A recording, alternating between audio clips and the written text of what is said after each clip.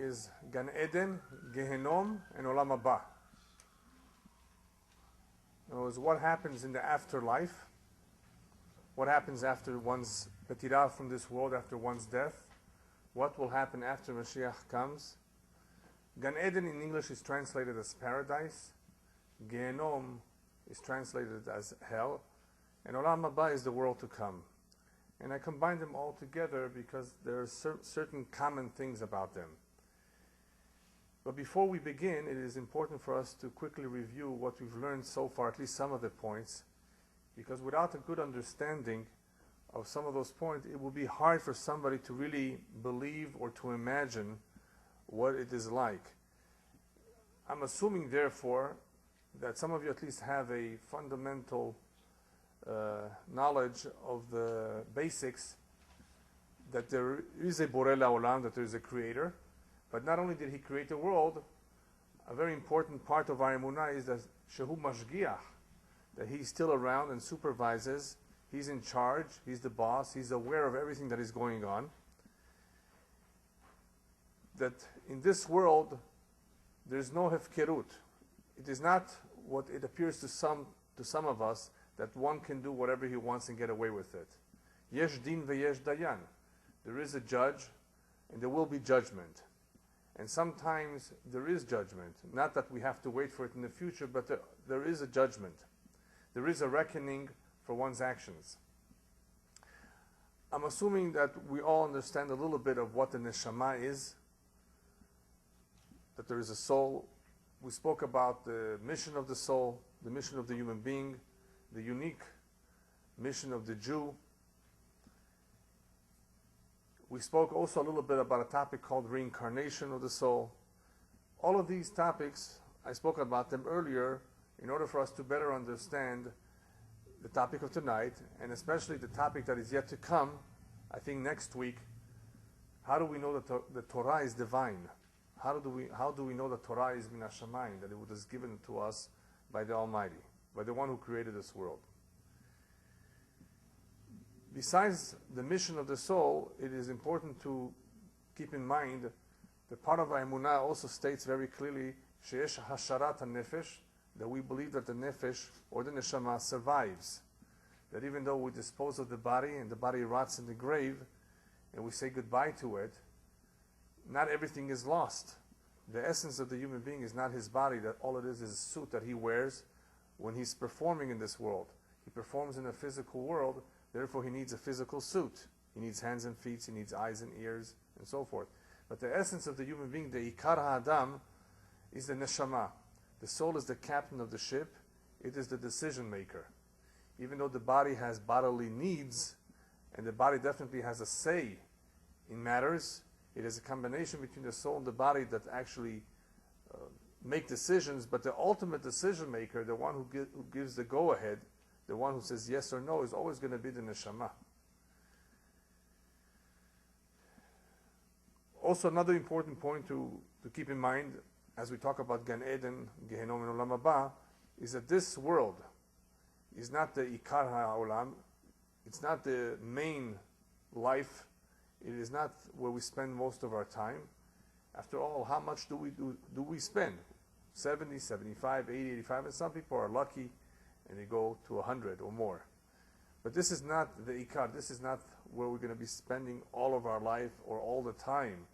Once we understand the concept that there is a neshama, and the neshama is eternal, then there must be an eternal world where it could exist, and where it exists without a body. So in the same way that this is not the main world or the main life, the body is not the main thing, but the neshama. So the two are connected. This world, rabbis tell us, is like a prosdor. All it is a corridor, a hallway. You pass through it in order to get to the palace, in order to get to the main room where we want to really be. And what do we do during the 70 years that we're in the hallway?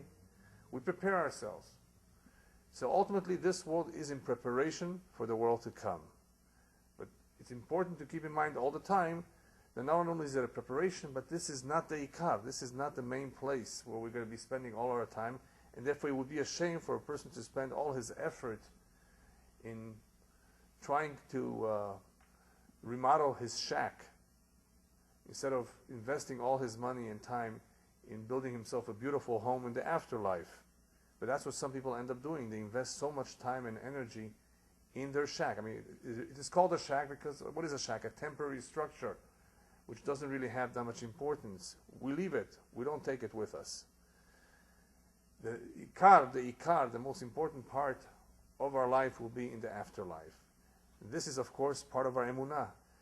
And some people have asked many, many times, has anybody ever come back from there? Can you prove it?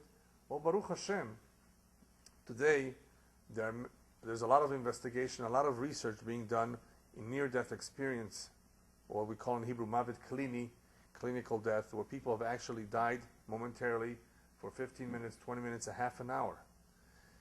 And all of them, just about all of them, Jew and non-Jew, have observed something, have experienced something very similar, and all have come back, when they've come back to life, to say there must be something out there because we were able to see ourselves floating on top of our body. We were able to overhear the conversation of the doctors, of the surgeon, of the family members who were crying. All of this going on with the assumption that this man or woman is dead, but they are obviously not dead. So there is something called an neshama. So there's a lot of evidence. There's a lot of stories that prove that there's something out there.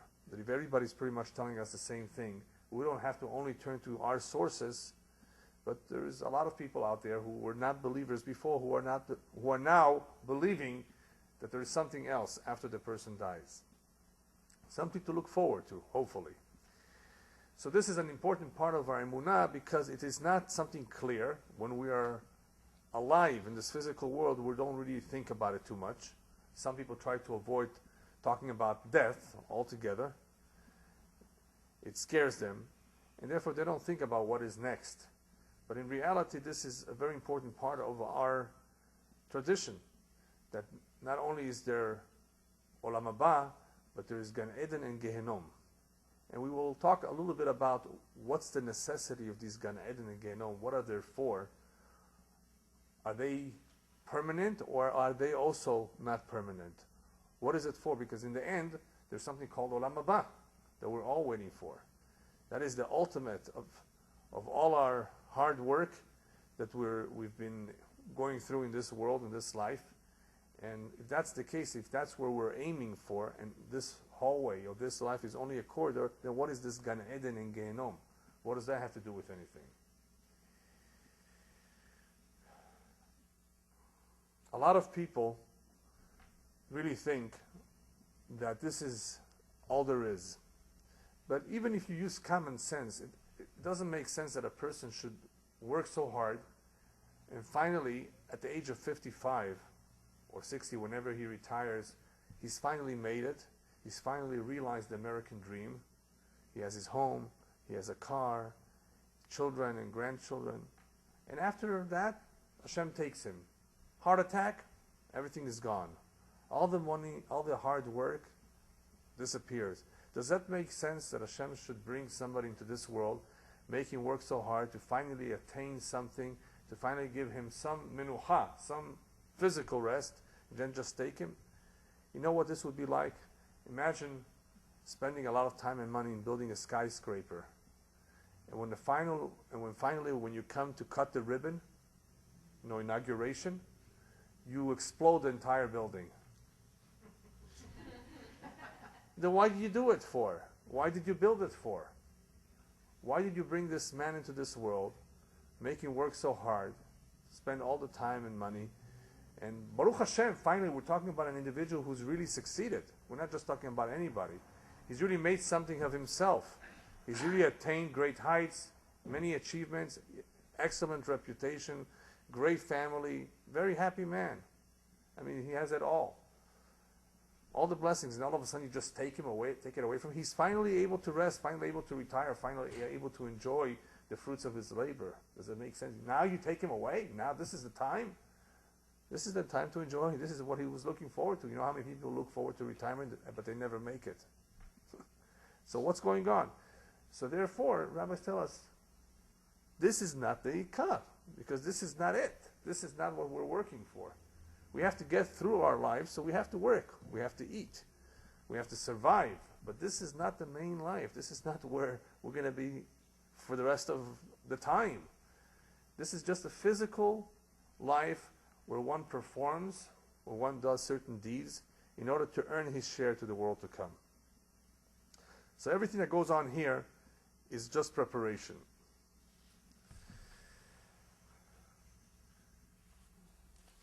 Some additional important points. Hashem Tov, v'chol ma'asav tovim, v'kol man David rachmana letav avid. The rabbis tell us that Hashem is good. Everything that He does is good. Everything that happens to us in this world is for the good. In other words, nothing bad comes down from above. We may perceive it as bad, it may be painful, but there's nothing called bad coming down from above.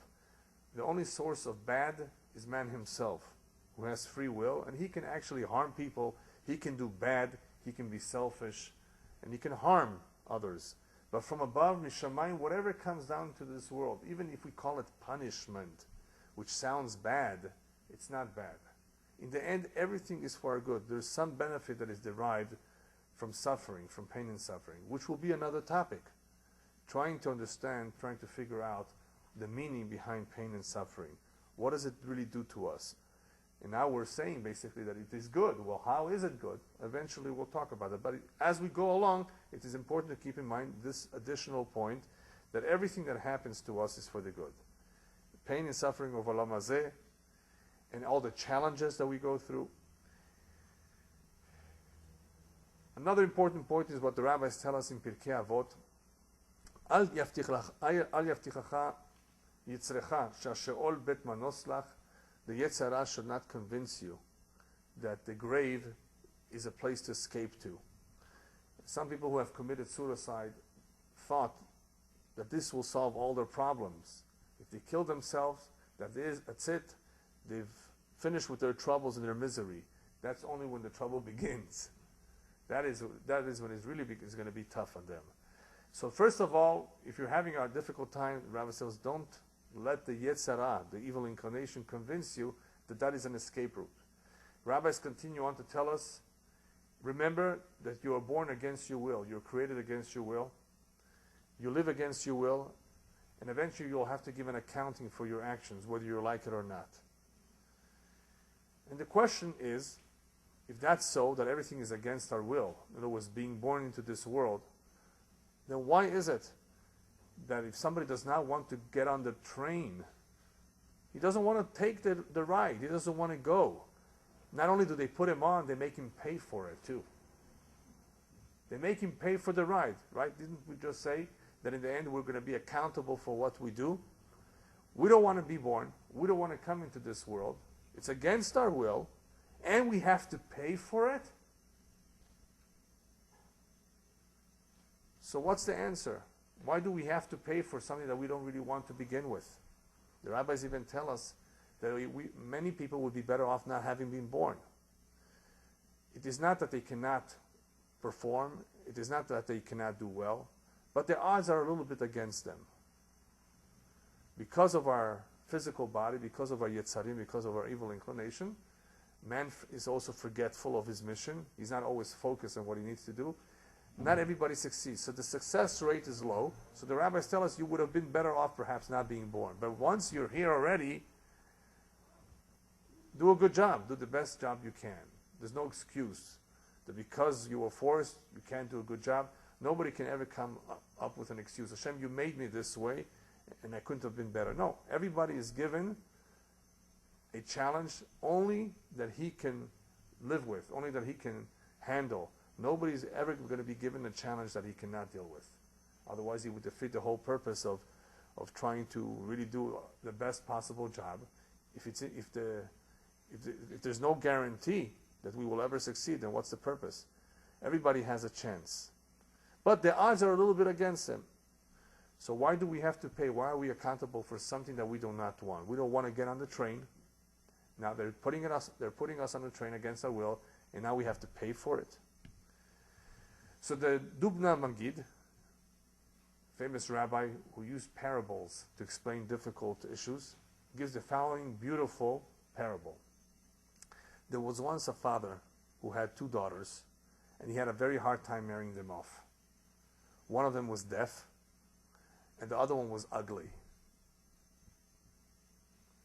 Even though he had money, and he was willing to pay his son-in-laws, whoever would accept to marry their daughters, his daughters, but nobody wanted.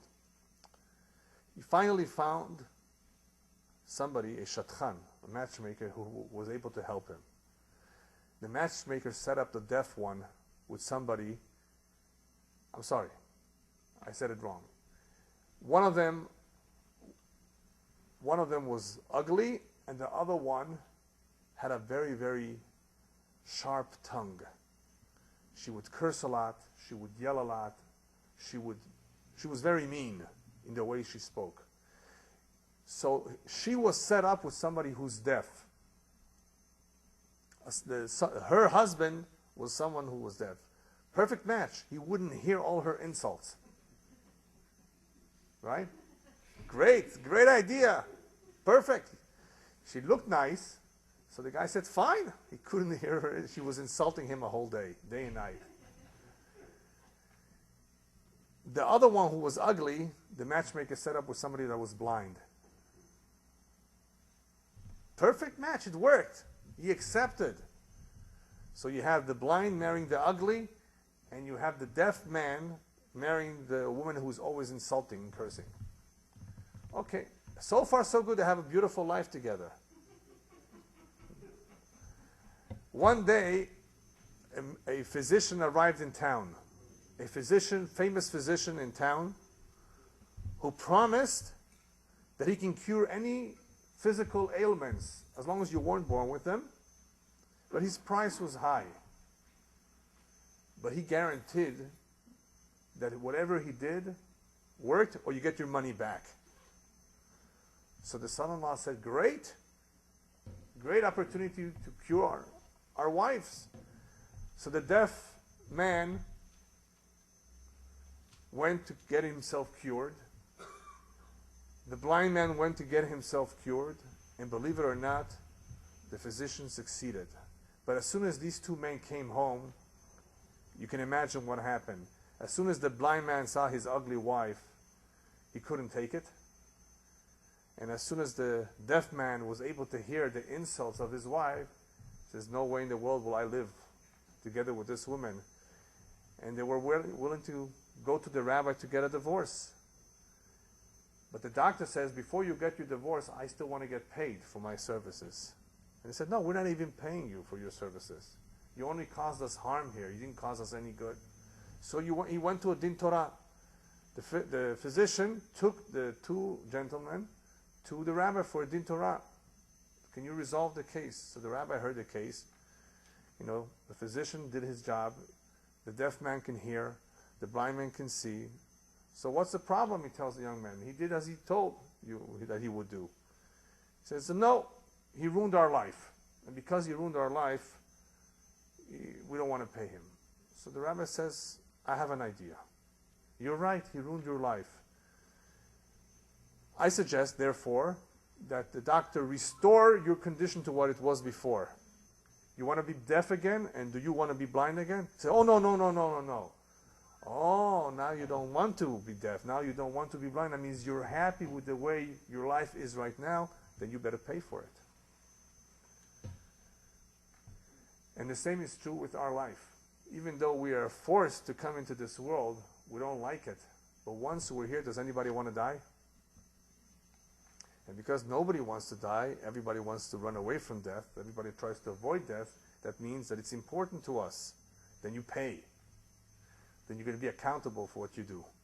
There's a similar halacha that's brought down in the Gemara of 2 neighbors that never had fences between them. Fields. One of them put up 3 fences and did not ask for the neighbor to share in the expense, because the neighbor didn't benefit too much from these fences on the other side. But comes along one day the neighbor, the other one, and builds a 4th fence on his side. So the other neighbor takes him to court. Now you have to share the expenses with me for my other fences, because the fact that you just erected a fence on this side proves that you do benefit from the other fences as well. Up until now, you can make the claim you have no benefit whatsoever. You don't need it. It's all on the other side. But once you've made the fourth side to complete the whole thing, that means you basically say, I like the fact that everything is closed. And that is the same with life. Even though we're forced to come into this world, nobody asks us whether we want to or not. Once we're here, and we prove that we want to continue to be here, then of course we're accountable. We have to pay for it.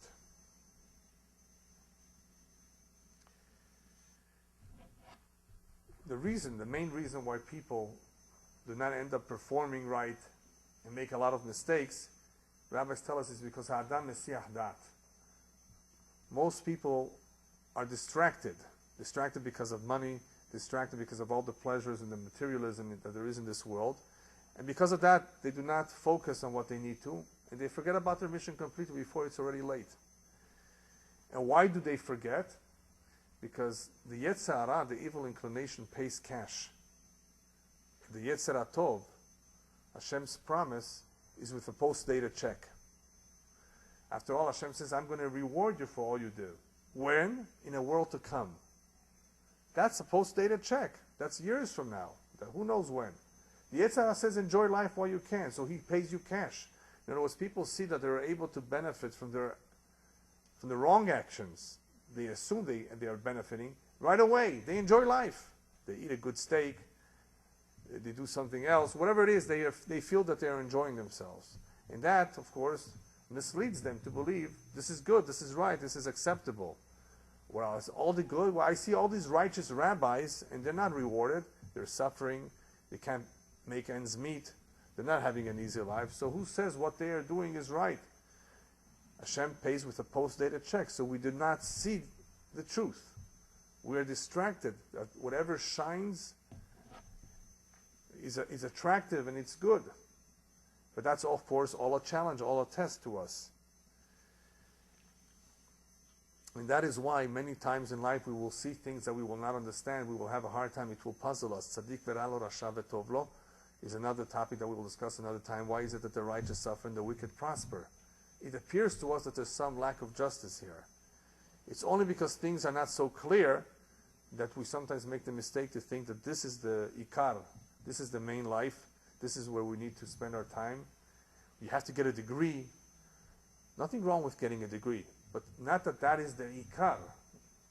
To go to school, to go to college, to make yourself something, to make of yourself something, to make of yourself a good reputation, yes. To accomplish good things in life, yes. But to how much real estate you will have, how many investments you will have, that does not prove anything. When we spoke about mazal, I explained that all of that is part of the mazal, not necessarily part of someone's intelligence or effort. He could have done nothing, just made one right decision, and that led to excellent investments in his life. Could have made a poor decision and lost all his money. Decisions, we're always making decisions, and it has nothing to do with how righteous one is. It could be part of his mazal. Either he has good mazal or bad mazal. In the end, rabbis tell us, even though everything appears to us not to make sense, we must keep in mind, shadin din emet, that the justice is correct. V'kol mukhan leseuda, or kol metukan leseuda. Everything is being prepared to a final meal, a final banquet. In the end, Olam Haba is the banquet, is the feast where we will really enjoy ourselves and realize the fruit of our labor. So everything is planned out. Everything is working according to certain rules and according to a certain plan. And obviously those who do not learn Torah, they don't have a clue as to what they should be expecting, what is going to happen next. They go to the grave and they put flowers, thinking that the guy perhaps needs a little bit of roses to smell. What's the purpose of all of that? The flowers on the grave?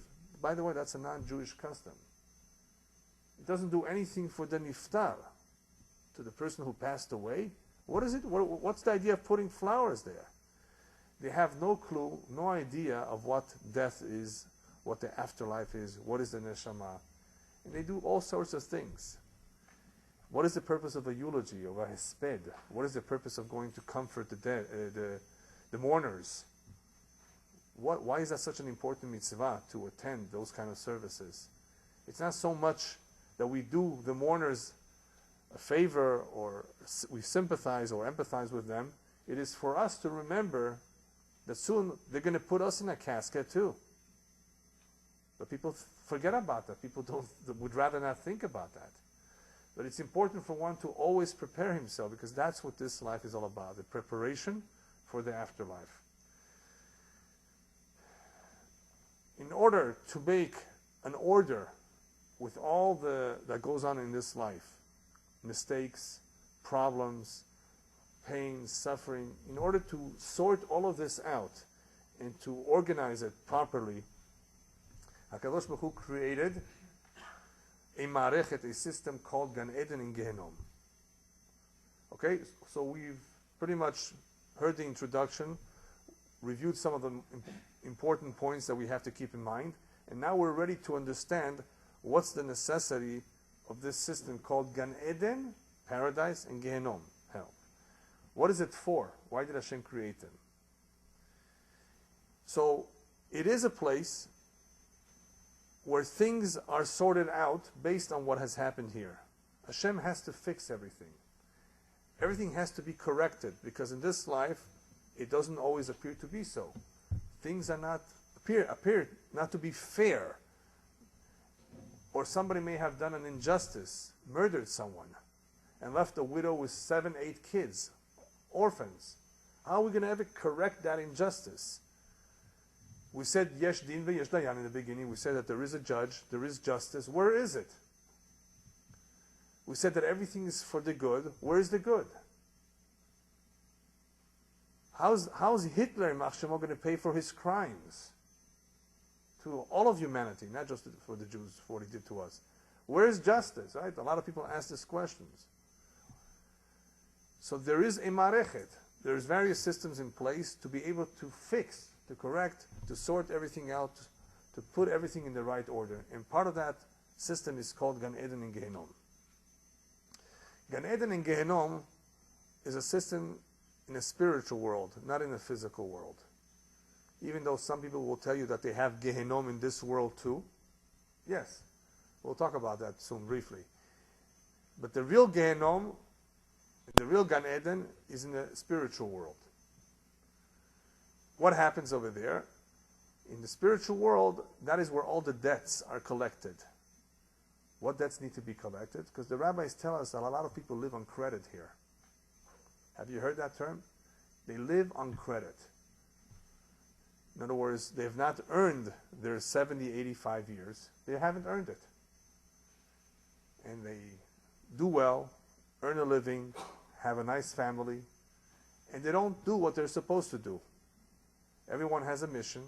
They're not necessarily following the instructions, going by the book, and they're having a good life. Rabbis call that living on credit. So that means you borrowed money. There is due date. The date is due where you have to pay the debts. But how can the debts be paid for somebody who lived to the ripe age of 90? Nothing bad. He didn't suffer. He died in his sleep. Could you ask for something better than that? He had a good life. He has children, grandchildren, and great-grandchildren. He always had what he needed. He had a house. He had a summer house. He had a yacht. He had his own airplane. I mean, what else? And anything you can imagine. And he lived to the age of 90, and he was never at the hospital. No arthritis, so he collected from Social Security, collected from his pension. Had all the best investments. Had a great life. But he did not do what he was supposed to do. So there's a time that he has to pay for his actions, the actions that were not right, that were not good. And when does that happen? He's gone. But he's not completely gone. Because we said that the ikar, the main life, the main world, is in the world to come, the afterlife. So upstairs, they collect debts.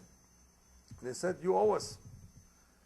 You owe us for what you did here wrong, for what you did not do here right. And besides that, there's a place called Gan Eden, which is a final resting place of the soul. to enter there, to have your final rest, you need a ticket. It's not free. And you haven't earned your ticket. You may have been a sweet guy, you didn't harm anyone. Let's not say that he belonged to the mafia. You know, let's say he had a decent job and he was a decent gentleman, a good citizen, paid his taxes. Everything fine, but he did not put on tefillin, did not keep Shabbat. And it's not because he was a bad person, he just didn't know. He grew up in Sudan. You know, there were some Jews who lived in Sudan, south of Egypt. No Jewish community, barely. He didn't know anything. What was he doing in Sudan? His father or his grandfather went there to make some money. Right? And he grew up without a Jewish education. Why shouldn't it? It's not his fault. Yes, Hashem said, I know it's not your fault, but to get into Gan Eden, you need a ticket. What can we do? What do you think they're going to do with him? So if the individual was no good, he murdered someone, he did something terrible, he has to pay up. And we're going to talk about that soon, how that is paid for. But there's something called Gan Eden. To get in there, you need a ticket, even if you didn't do anything bad in the world. In order to get in there, you need a ticket. The ticket is the mitzvot, the ma'asim tovim, and he has no good deeds. So they may have to send him back down. Sending somebody back down is called Gilgul Neshamot, reincarnation. Reincarnation is part of the Ma'arechet that we're talking about. It's part of that system that corrects things, balances things. You're right. Last life, you were in Sudan. This time we're sending you back down to Bnei Brak. You'll have no excuse. You'll be born into a nice family, religious, and maybe even Balei Tshuva. And you will have no excuse. This time, you're right. What can we do? It wasn't your fault, but you need a ticket. Next time, you're going to have the chance to do it. Most of us are reincarnations. Most of us have been here many times.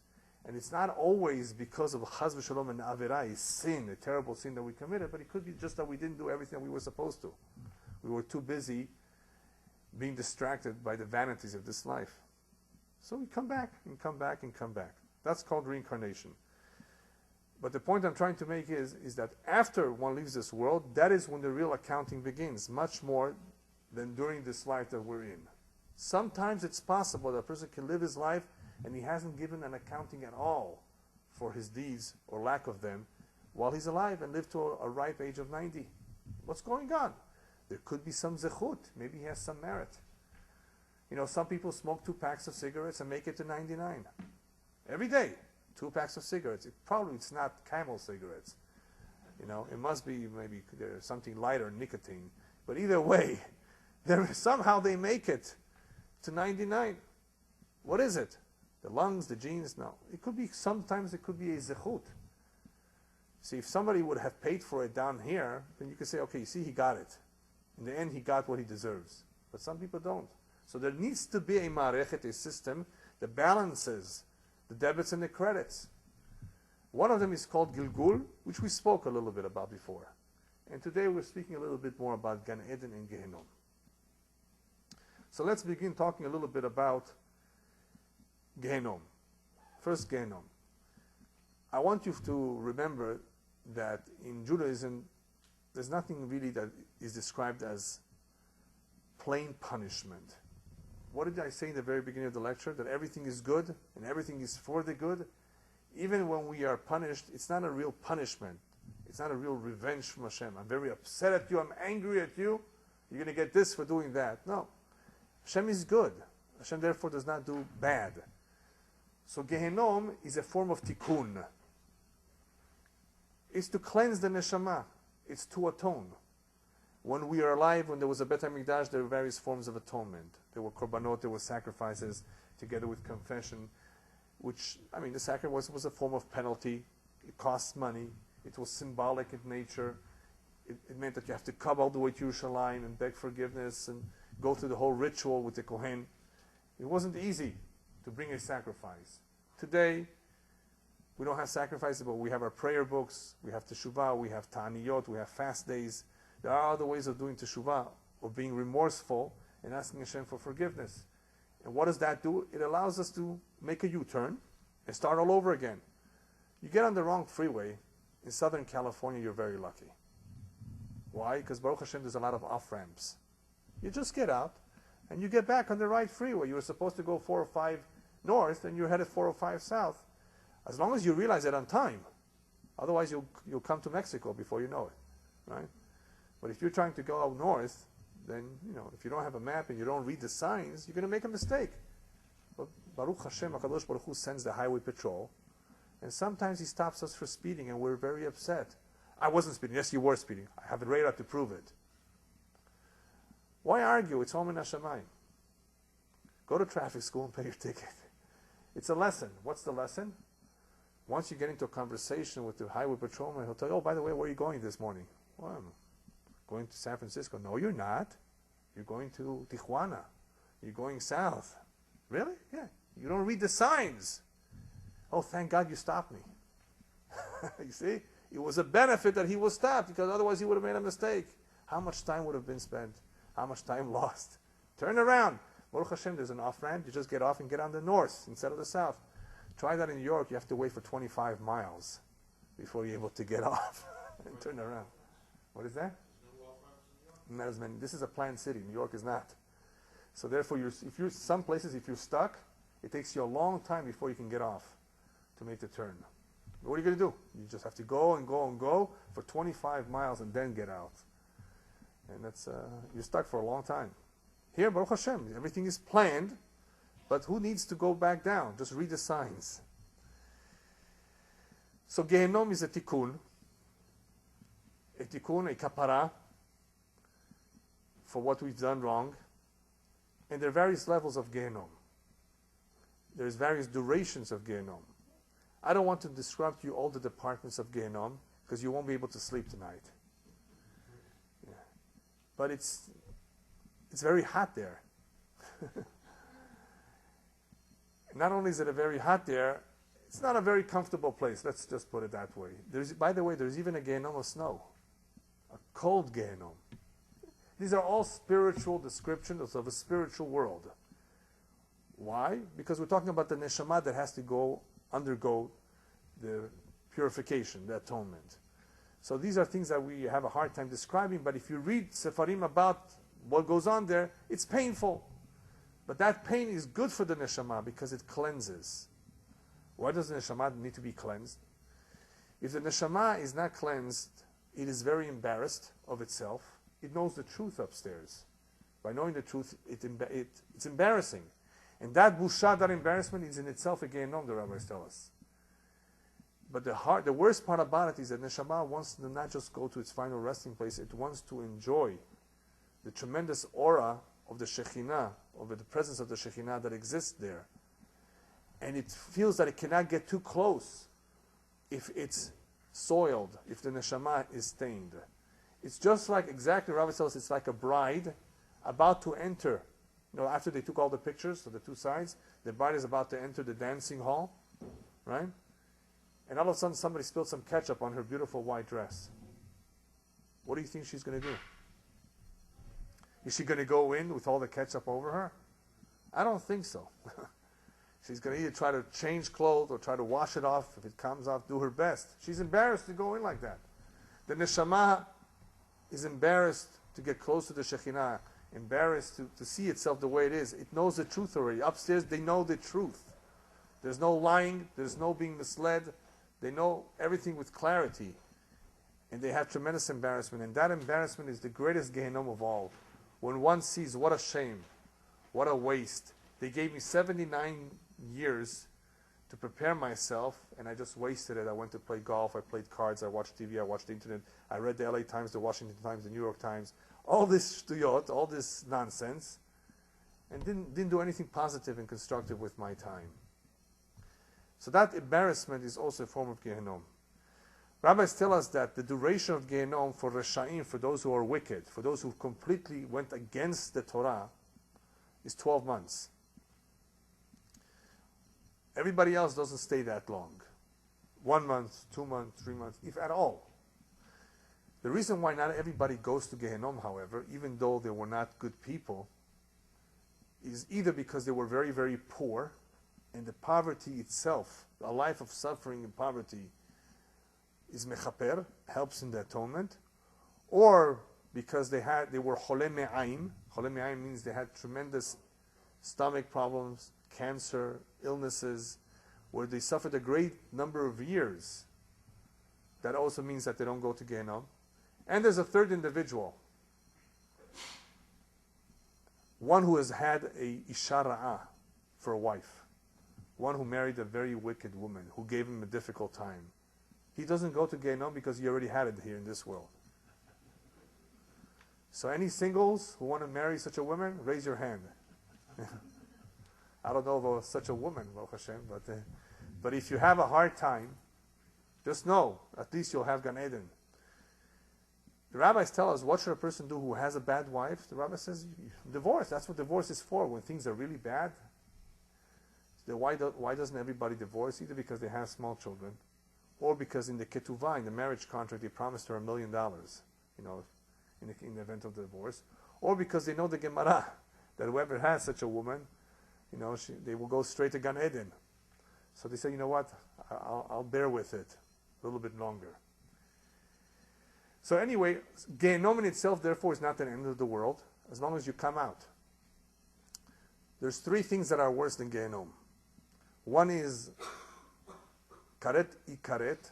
There's different kinds of karet. Karet means to cut off. Sometimes a person is cut off in this world, he lives less years, but sometimes there's karet of the neshama, that the Kabbalah discusses.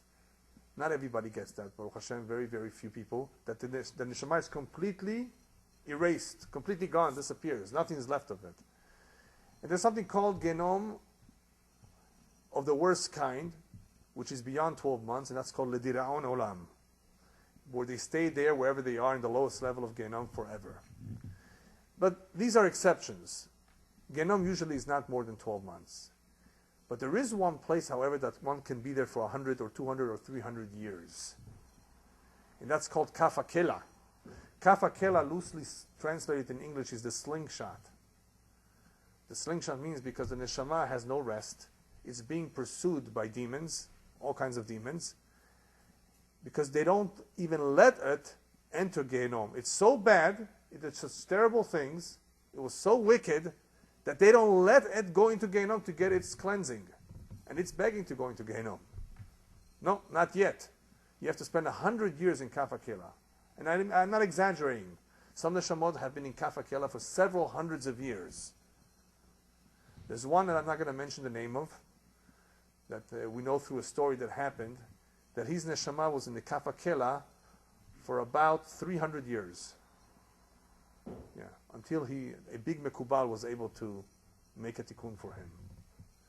The way we know this is through an incident that happened that Bezat Hashem I'll talk about maybe when we talk about dibukim.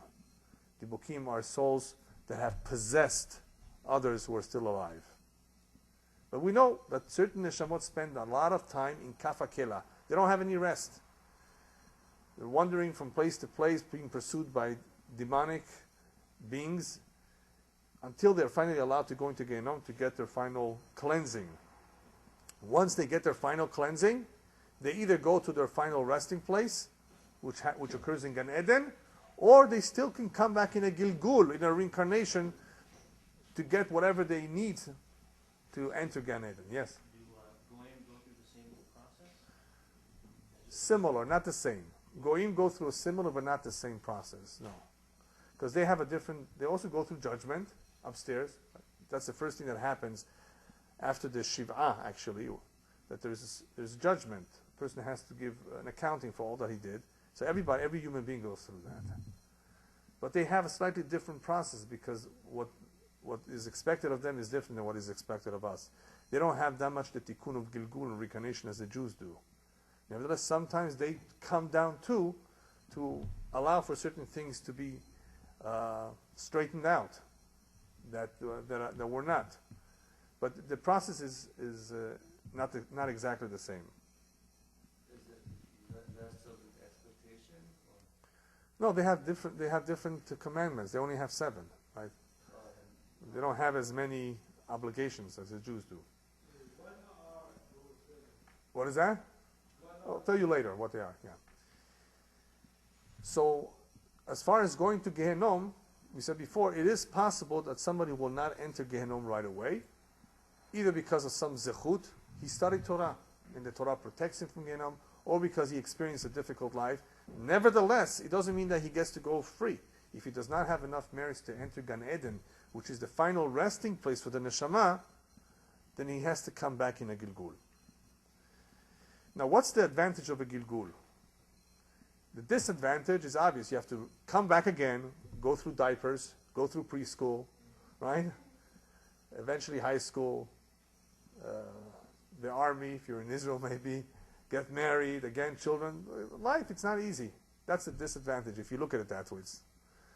What's the advantage of Gilgul? The advantage of Gilgul is that every time you come back, you have an additional opportunity to earn more credit, more merits, than if you would have been if you would have stayed upstairs.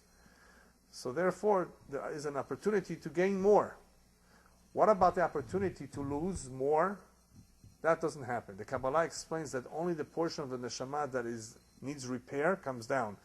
All the good that you have done stays upstairs, so you cannot ruin all the good that you have done. Otherwise, it doesn't make sense. You always keep coming back. You're always losing. Never-ending game. So only the part that needs to repair comes down, because the neshama can split itself into sparks. Only the part that needs repair comes down. The part that is good stays upstairs.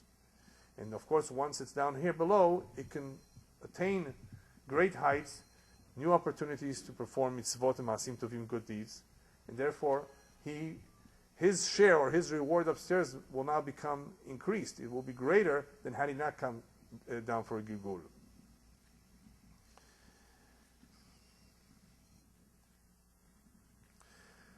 Okay, so that's more or less the portion that deals with Gehenom. Now let's talk a little bit about Gan Eden.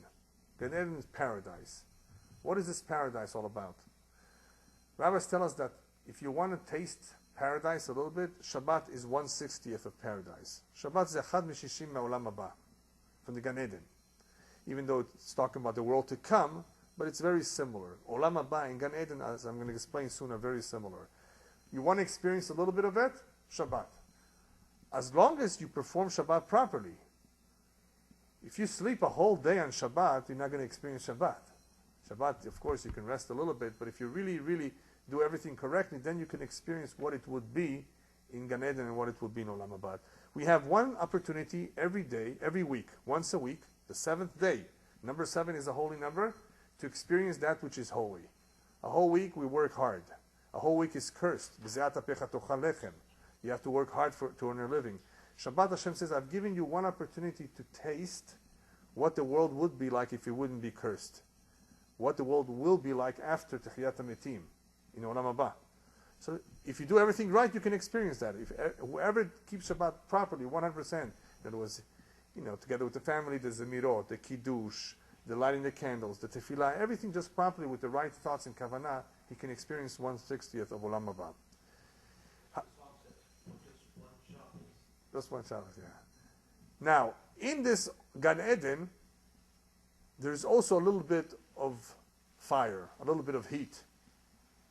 Rabbis tell us, "Sha'echad nichva misukato shel chavero."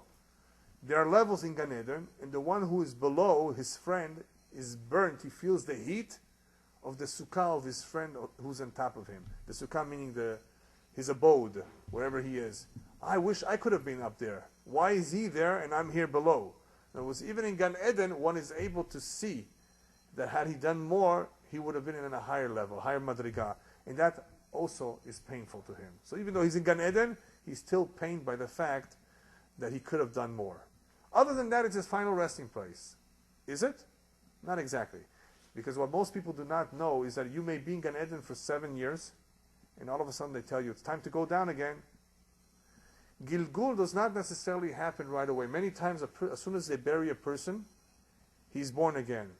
In Judaism, it's important to bury a person as soon as possible. In Yerushalayim, they don't even wait 1 day. One of the reasons for that, the Kabbalah explains, because it could be that there is a girl in the family, a young woman, who's about to give birth, and that neshama is about to be reincarnated into the daughter, the niece, the granddaughter. And you don't go back into a reincarnation until they dispose or bury your old body first. That old body has to be buried in the ground before the neshama of that body can come reincarnated. So if you don't bury him right away, if you hold it off for 3-4 days, you're holding back his tikkun. So it's important to bury him as soon as possible. Besides the kavod, besides the honor and the dignity of that person, it's important for reincarnation purposes. So sometimes reincarnation is immediate, sometimes it's after whatever he went through upstairs, and sometimes it could be after he's been in Gan Eden for a while. And why is that? There's a concept called aliyah la neshama. The concept of aliyah la neshama we usually encounter during a yortzeit. What's a yortzeit? The anniversary of the death. A neshama, when it goes upstairs to its final resting place, it doesn't get there immediately. They tell him, shwaya, shwaya, just take it easy, little by little. You go up one step, next year another step, third step, until eventually after a number of years, it finally gets to a place which is its final resting place. In other words, it may be a number of years until it gets there.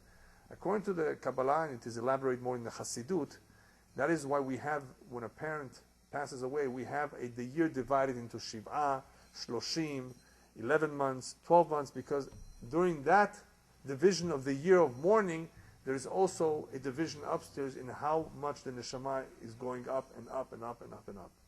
And with every year, there's an aliyah, the neshama continues to grow, to continue to go up until it gets to its final resting place. What helps the aliyah? What helps it go up? Sometimes it happens automatically, after a while, it reaches there. But many times the neshama receives a boost from the kids who are down below. When the kids down below do acts that help the neshama, like Kaddish, charity, Ma'asim Tovim, Limud Mishnayot, the study of Mishnayot, all of that helps the neshama give it a boost. The reason I call it a boost is because the neshama can no longer do anything for itself. It's upstairs. Kids can do it, but they can only do a little bit, because it's not the person himself doing it. So it's your kids. So your kids can give you a little bit of a boost, right? I'm going to tell you an incredible story that the Midrash tells to give you an idea of how important it is for one's children to do the right things. Rabbi Kiva one day was walking in the field and he sees an incredible sight. A man who was black as coal. Okay. What's so strange about that? Well, what's strange is what he was doing. He was collecting lumber and taking it and rushing back and taking more. And the way he was moving around to get this lumber, Rabbi Kiva immediately knew this man is not from this world. He's a dead man. In other words, it's a spirit. He was able to detect right away the way he was moving around. He says, what are you doing with all this lumber? Going back and forth, bringing more lumber. He says, every day they burn me in this lumber. They burn my neshama. He says, why? What did you do to deserve this kind of punishment that every day you got to collect your lumber in which they burn your neshama? Obviously, we're talking about spiritual burning, the neshama. He says, because he committed all the sins you can imagine. Terrible sins. Okay. And that is his tikkun. So Rabbi Kiva felt bad for him. He says, do you have any merits? He says, no merits whatsoever. I did zero good. Did you leave any children behind? He says, I left one boy behind, but he's a Rasha just like me. In other words, he doesn't do anything. His mother is not a help either. He says, how old is your boy? He says, he's 12 years old. He says, don't worry, I'll take care of him. Rabbi Kiva went to this young boy, taught him Aleph Bet, began from scratch, taught him how to read the Torah, how to pray. In the day of the Bar Mitzvah, when the boy said, Baruch Hashem Vorach on the Torah, that day Rabbi Kiva had a dream that is the day when they allowed that sinner to enter Gan Eden. When they allowed that sinner to finally receive some rest. When his boy finally was able to do something for his father. Rabbis tell us, Bara kara ad avuho. The son is the leg of the father. He's the continuation of the father, of the parent. That is why the Zohar says there's kibud avaim even after the parents pass away from this world. How do you respect the parent after they die? They're no longer around. You can't feed them, you can't help them, you can't go to the bank for them. What you could do for them is to say the Kaddish, to be respectful of their memory. They're not gone. They know exactly what is going on down here, and it pains them very much to see that their kids are not doing the right thing. It hurts them personally. Their own record is hurt, because they are the parent who were responsible for the child. Right? And it pains them that the child is being distracted, because they know the truth now, and he still doesn't. He's still playing around. Yes? That's what you just said is always taking place, or on the yard site that takes place? As far as what? As far as the deceased parent suffering because of the illness. No, the deceased parent is always in pain if the child is off the derech. You see, if he's not on the right path, the parents are pained very much because they bore the child. It's the only thing they left behind in this world. Even if they don't need his merits, they were righteous people on their own accord. Nevertheless, it's theirs. And they go before the Kisah Kavod, they go before HaKadosh Baruch Hu, and they beg him, send him a sign. Sometimes they will allow the parent to come in a dream. The parent does not have right to come to the son whenever he wants. Okay, sonny, you're not doing the right thing. Behave. They give them permission. They have to get permission to come in a dream. And sometimes they get permission, but don't go directly to him. Go to his sister and tell the sister to tell her brother that he better get his act together. There's many ways in how they send signs from above. And there are many stories. We can be here for a couple hours more. Just stories about parents or grandparents who have come to their children, grandchildren, to basically tell them off or to make a request of them. Which in itself, these dreams prove that the neshama continues to survive. Otherwise, what is this parent coming and telling him? And we're talking about clear instructions, things that can be proven. What is that? I'll give you an example, a quick story of an individual who was completely off the path, not doing anything right. He was working for an airline in some hick town in Virginia, I think it was, or South Carolina. And his father came to him in a dream once. It's so sad that you've left Yiddishkeit, Judaism, you're not doing anything right.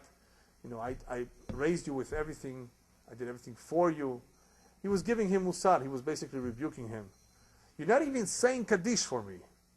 That was what really hurt the father even more. Basics, you don't care about, you're not even saying Kaddish. So the son tells the father in a dream, Dad, what can I do? My job is in this place. There are no Jews here. There's no minyan for me to say Kaddish. So the father says, if I can arrange for you a minyan, will you say Kaddish with them?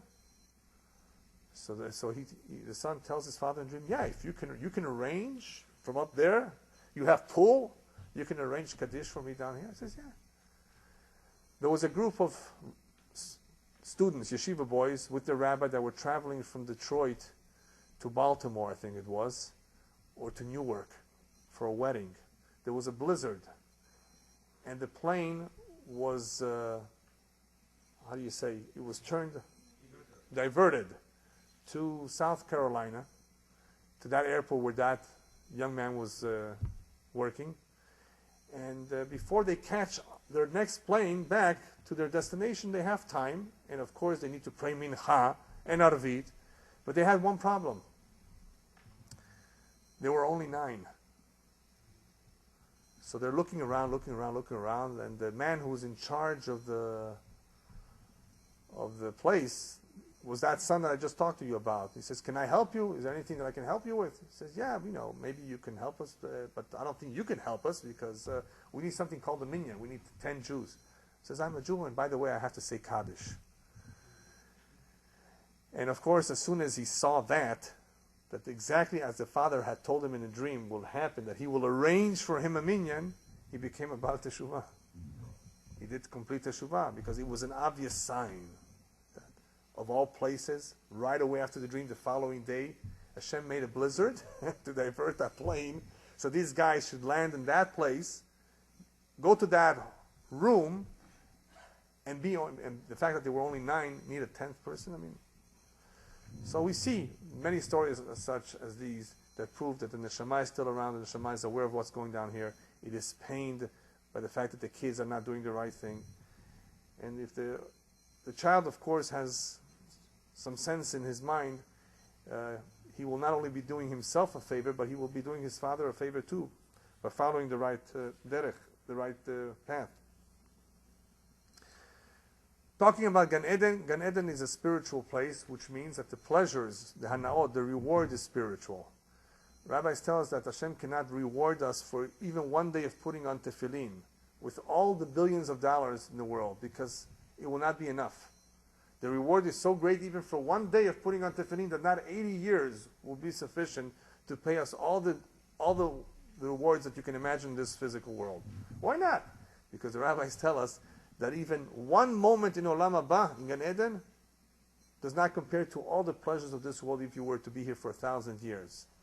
The pleasure is so great, so immense in the world to come, in Olam Haba, in Gan Eden, that you can give away everything that you have in this world for one moment there. You would not even come close. That is why, for the most part, Hashem does not reward us for our mitzvot in this world. It's not the same currency. Upstairs, they don't use euros, they don't use dollars, right? The reward is spiritual in nature. It's a spiritual place. And the neshama is spiritual. So the neshama experiences a spiritual reward for its deeds in this world. Yes? Mm-hmm. Go ahead. If you say one Amen in this world, and you came down to this world to say one Amen, it was worth to come down to this world for one. Just for, even that one Amen. One time answering Amen is a big thing. Sure. How much does one receive for reward? Rabbis tell us, Lefum Tzara Agra, according to one's effort. One who did teshuvah, one who grew up in a home that was just barely traditional, and on his own became very strong and observant, and his reward will be much greater than one who grew up spoon-fed with Judaism from his youth. Right? There's a big difference. If one had to fight to become Jewish, if one had to struggle, if he had a hard time, people made fun of him, or it was in a difficult place. He grew up in Omaha, Nebraska, right? Whatever, a place where there's not that much Judaism, and he on his own came back, his reward will be greater. Those who were killed sanctifying Hashem's name, they were killed because they were Jewish, their reward is also greater. Reward is measured according to one's effort, according to how difficult. Two people can do the same mitzvah, but if one had a much more difficult time performing it, or he did it with much more fervor, better kavanah, then obviously his reward will be greater. As far as Gan Eden is concerned, what most of you maybe have not heard is that there's two Gan Edens. One is Gan Eden Atachton, the lower Gan Eden in this physical world.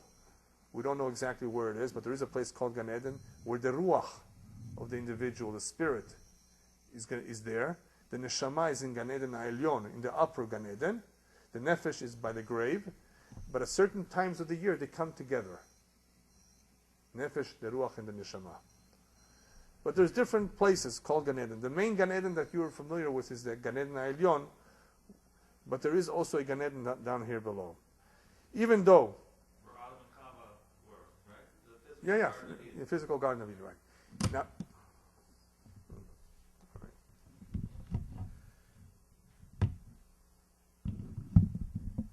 even though the neshama is in its final resting place, it does sometimes come down to this world. There have been stories of apparitions of neshamot that have come down physically. They appear to us. We're not talking about a gilgul. We're talking about seeing a ruach, seeing a neshama. Usually they don't, but there are stories that they have come down. The time that they always come down, that we don't see them and they see us, is in a simcha of the family. If a son or a grandson gets married, they take the father and grandfather out of Gan Eden, come to the wedding of your son and your grandson. So they see us and we don't see them. So there are times that the neshama comes down. And we don't understand why, but they come down. My grandfather, Shalom, was once riding the bus in Tel Aviv. His mother had passed away already 6 years or so. And all of a sudden he sees coming to sit down next to him, his mother. And he basically, he knew what his mother looked like, exactly the same thing. Some people look alike. This was not a look alike. This was the real thing. Because even the head cover, the scarf, was exact same color, style, polka dots, whatever you want to call it. Exact same thing. So he starts talking to her. Mommy, what are you doing here? And she doesn't talk back. She just looks straight ahead. And he's continuing to talk. After a few minutes, she gets up, goes down. He follows her and she disappears. What is that? I don't know. There are times when neshamot come down. People have seen it. People have experienced these kind of incidents. And again, it shows that the neshama is still around. As far as Olam Haba, just spend a few minutes about Olam Haba. What is Olam Haba? There's a mahloket, differences of opinion of when Olam Haba begins. One opinion holds Olam Haba begins after the niftar, after the person who died leaves this world. He goes directly to Olam Haba. And some say that's not Olam Haba, that's called Olam HaNeshamot. That's called Gan Eden, the world of the souls, of the spirits. Olam Haba is after Mashiach comes. And some say, no, Olam Haba is now. The reality is that there's no real machlok, because everybody agrees that a part of Olam Haba begins after the soul has left this world. Because even Gan Eden is a form of Olam Haba. But the real Olam Haba is really Olam HaNetzach, is the eternal world. The eternal world will only come after the year 6,000. Rabbis tell us that this world is 6,000 years long, not one day more. What will happen if Mashiach comes tonight, tomorrow morning, B'ezrat Hashem, is that we will have Yemot HaMashiach, the days of Mashiach, until the year 6,000. The days of Mashiach, there's a machloket too, what will be different than we have now. Everybody's in agreement about one thing: there are no taxes. No sheibud malchuyot, no difficulty, no war. Life will be similar to what we know it to be today. The Rambam says not too much change will occur. Shemuel in the Gemara says that there will not be too much change, even though other opinions hold, yes, there will be some major change, because there are many pesukim that say basically, Aryeh kabakar yochal teven, that the lion will not be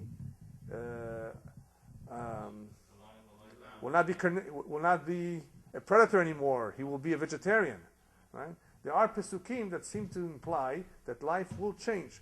The reality is as follows. The Kabbalah says that what happens in Yemot HaMashiach is as follows. We spoke about it recently, that in Tehiyat HaMetim, the guf, the body that will rise, will also benefit because it worked so hard to perform mitzvot, so the body gets rewarded too.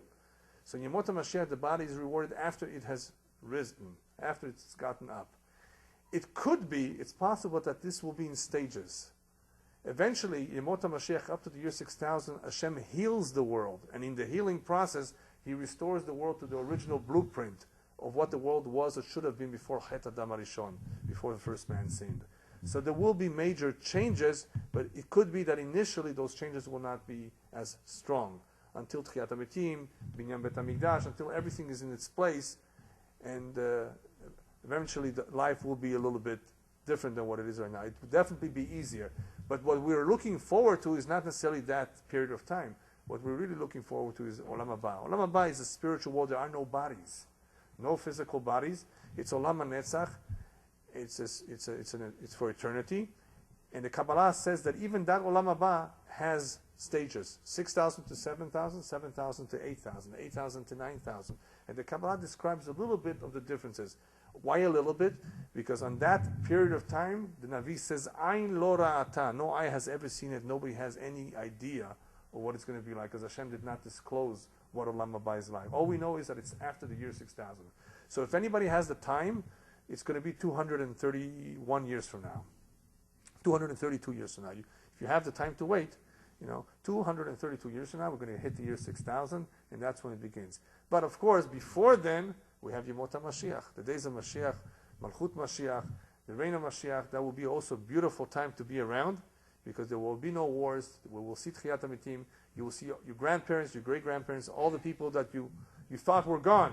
They're not gone. They're still around, and they're going to come back. That happens in Yemot HaMashiach. However, as far as the Sachar, the reward, the Sachar HaNitzchi, the ultimate reward is reserved for Olam Haba, after Mashiach. Why? Because we're talking about eternity, and we're talking about eternal reward. And in this world, we cannot get eternal reward, so that has to wait till Yemot HaMashiach. Rabbis tell us that who's going to be around for Olam Haba? Kol Yisrael yesh lahem chelek l'Olam Haba. Every Jew has a share to the world to come. So everybody says, okay, great, every Jew will be there anyway. No, not necessarily, because you're missing the main word here. Kol Yisrael yesh lahem chelek. Some have a small chelek, a share. Some have a bigger share. It doesn't mean everybody's alike and everybody's the same. The only big difference between Gan Eden and Olam Haba is that what's happening in Gan Eden? Gan Eden is only a portion of the neshama that came down to this short life, receiving short reward for what it did, for that portion of the neshama. All the other parts of the neshama may be all over the place, may come back again in a gilgul. So it's not permanent. Olam Haba is something permanent. The one who's in Gan Eden can come back through Gilgulim and get more reward. Once we get to Olam Haba, the curtain comes down, there's no more chances. Whatever you have acquired through all your Gilgulim, that's it. It's sealed. You cannot do anything more. As long as a person is still alive, as long as a person is coming back, he's still able to earn more and more merits.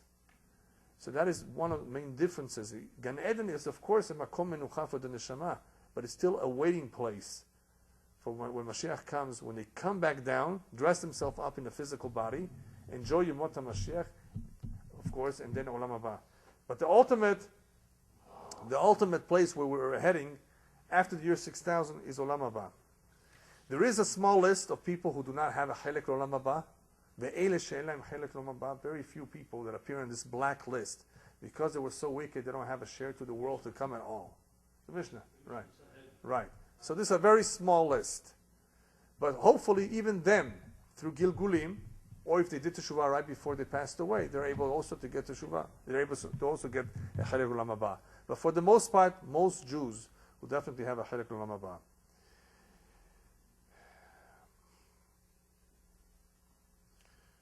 Okay, I just want to finish with a point that many people may not understand well, and that is when we read through a lot of what the rabbis tell us about Gan Eden, Gehenom, Olam Haba, a lot of it appears to be scary.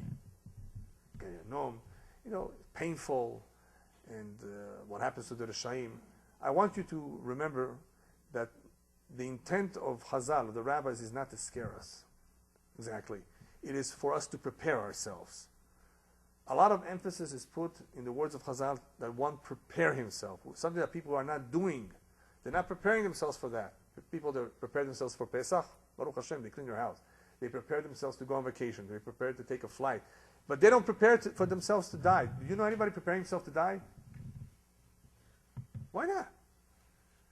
After all, that is what happens every birthday. People are so happy on their birthday, but they're only getting one day closer to their death. 1 year closer. What are they so happy about? Right? A person has to think about it, but people try to avoid that. Rabbis wanted us to prepare for that. You got to think about it. We're all headed there. We can't avoid it. And that's ultimately the main destination for the neshama. So prepare yourself. And the rabbis tell us, listen, when a baby is born, the baby's crying and everybody's happy. When a person leaves this world, everybody's crying, and hopefully the neshama is happy. Hopefully. If it prepared itself. And that is exactly how the Baal Shem Tov, Zecher Tzadik Levracha, left this world. On his deathbed, his last moments, he was very happy. His face was radiating. And his students were sobbing. They were very, very sad. And the rabbi turns to them and says, "Why are you so sad about? Why are you crying?" He says, "I've been waiting for this and preparing myself for this day all of my life." Yeah. B'ezrat Hashem, that is the way it should be with us, that we should have the merit of the fulfillment of the pasuk that the Torah says, "Baruch atah bevoecha, Baruch atah betzetecha." In the same way that we come clean into this world, may we leave this world clean as well. Amen. How does one prepare? I took a 60-minute tape. I just forgot because you didn't give me one. Gave you last week. No, I didn't. You weren't here last week. It was important. So, so I'm going to give it to you from here. So you call me when you have it ready. Okay, so this one. Right thing. To do the right things. The mitzvot, the masim tovim, to be aware that the time is getting closer, that at some point when we're 75, 78, 79, we may not be as strong. We may want to do things that we may not be able to. So don't push off things. Do things while you can, while you're still healthy, while you still have the time. Just to be completely aware of the ikar tachlit, the main purpose of life.